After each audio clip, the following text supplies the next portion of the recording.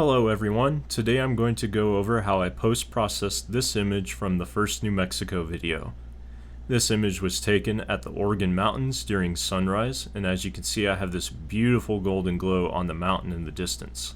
I took more than one shot because I wanted to have the foreground completely in focus with all these leaves that are framing the mountain, and then have another shot where the mountain is in focus, which leaves the leaves just a little bit out of focus. So I'll use Photoshop to stack these two images together to have one image front to back.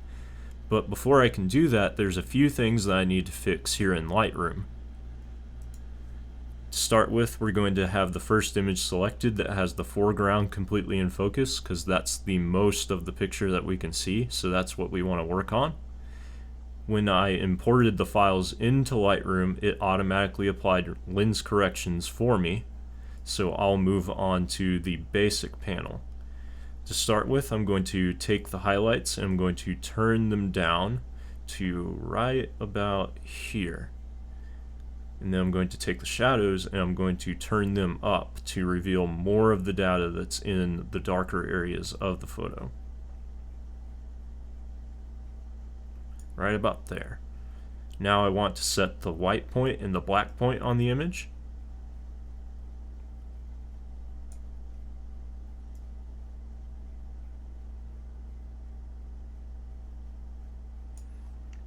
Now I'm going to add just a little bit of clarity just to give the image a little pop.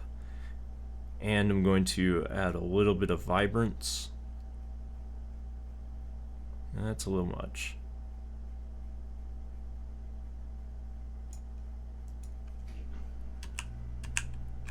There we go. I think that's good. You can use your arrow keys to adjust these values up and down if you want. I'm going to add a little saturation. And I'm just going to key that in because I don't want hardly any.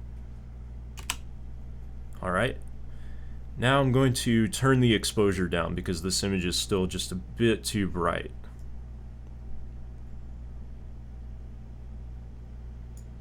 That looks about right. Now to make it a little less flat, I'm going to add just a tiny bit of contrast. And to make sure that I'm not losing any of that golden hue in the mountain, I want to go into color grading, select the highlights, and I'm going to use one of the preset colors down here. There we go. Now we're ready to copy these settings onto both of the files. So I'm going to make sure I have both of them selected, right click on the one that I've been working on, and go to Develop Settings and Sync Settings. Make sure that everything is checked. You can use this button to check all and then hit Synchronize. Now that those settings have been applied to both images, make sure they're both selected, and we are going to right click and go to Edit In, Open as Layers in Photoshop. And now we just wait for Photoshop to open. Now that Photoshop has everything loaded in, I'm going to rename the layers so that I know what's in focus on which layer. This one is the foreground. And I'm actually going to drag it to the bottom here. And then I want to rename this one to Mountain because the mountain is in focus on this one. I'm going to select both layers, go to Edit, Auto Align Layers, you leave Auto selected and then hit OK. This will take care of any movement that the camera experienced in between the two shots. Now with both of them selected, I'm going to use the auto function in Photoshop to stack these two images because there's just two of them, so Photoshop should be able to handle this pretty well. Go to Edit, Auto Blend Layers, make sure Stack Images is selected, and you can leave these other two boxes selected as well and hit OK. What it's doing here is it's going to build layer masks for these two layers that paints in what's in focus on each of them. And you can click these eye icons to see the puzzle that it kind of created.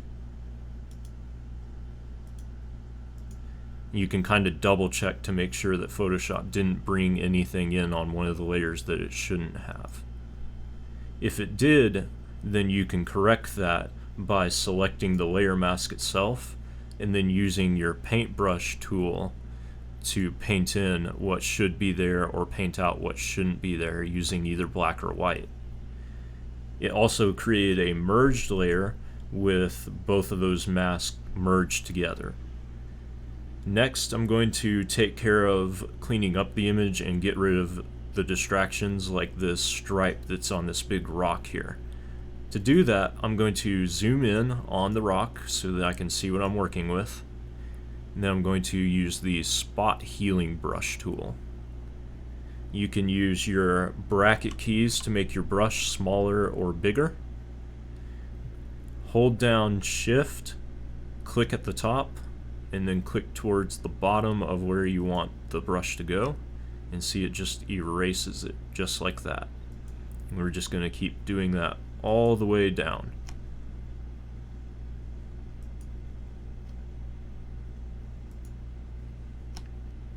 Just like that, we have that stripe gone.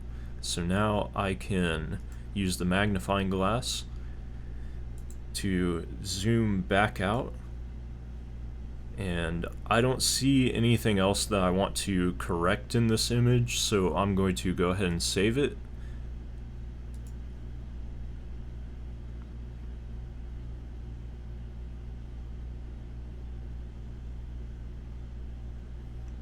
And now I'm going to close Photoshop. This brings us back into Lightroom with our focus stacked image right here. Now I'm going to do some final adjustments, like I'm going to crop the image. I prefer a 4:5 crop on vertical images.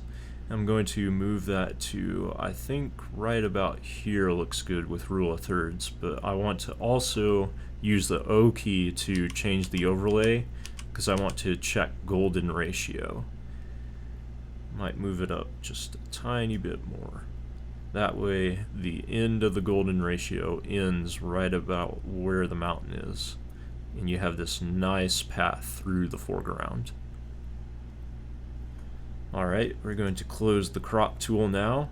Now I want to make the sky just a little bit darker and a little bit more blue, and to do that I'm going to use a graduated filter. I'll just drag this filter from the top down to right about here, and then I'm going to take the exposure value and just set that to -1 stop. Now this made all these leaves up here in the top darker as well, and I don't want that, so I'm going to use a range mask with the luminance value to adjust where that filter is being applied.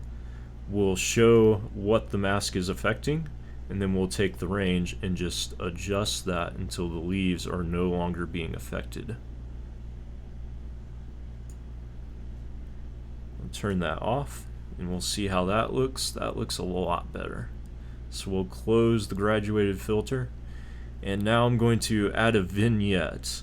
Now Lightroom has a vignette tool that will let you add a vignette, but if you use that, it applies it towards the center, which is not what I want. I want the vignette to be centered on the mountain here.